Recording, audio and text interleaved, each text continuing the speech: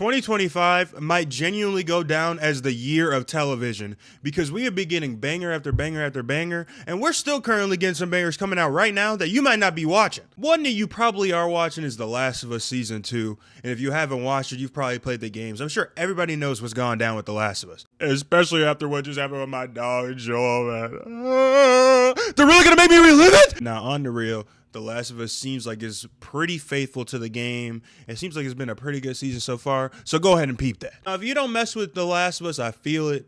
But I think you gonna feel the studio. Seth Rogen did it again, man. This is one of the best TV shows that I have watched in recent memory, honestly. As someone who's always been interested in the behind the scenes when it comes to Hollywood and actors and movie studios, and someone who wanted to be an actor at some point and who's had thoughts of making a production company, it's so cool seeing the ins and outs and seeing what goes on in the daily basis and what I think is kind of an accurate portrayal of what Hollywood looks like. The show follows Seth Rogen, a new studio head, as he's going through the trials and the tribulations of trying to decipher between art and trying to make the studio money, dealing with big movie directors, actors, and there's every big actor ever in the show, and every single episode is kind of crazy. I think getting to see him balance the life between being a fan of movies and being the head of a studio that needs to make money is so interesting and probably what he actually lives through on a daily basis. In my opinion, if you've ever been interested in acting, directing, producing, this show is a must watch. Before I talk about this show, I'm gonna just say I have not finished season 1 yet,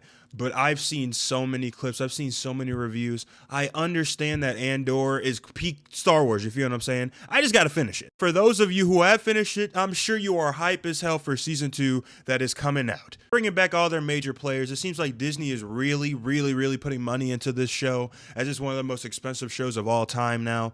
So let's see if this money is going to follow up with some quality, you feel what I'm saying? Because let's keep it a band, you never know at Disney these days. Last but certainly not least, I gotta go with Your Friends and Neighbors, starring Jon Hamm. This show is a ride, man. You follow Jon Hamm as he just lost his job after some allegations go the wrong way, you feel what I'm saying? And we kind of just follow him like trying to get back on his feet, you feel what I'm saying? By any means necessary, even if it means stealing a couple watches from some of his homies. Not only is this show about a guy, robbing from his homies, but I think it's about the perspective of life from the rich people, you feel what I'm saying? Just seeing the way that all of them didn't really care about their money.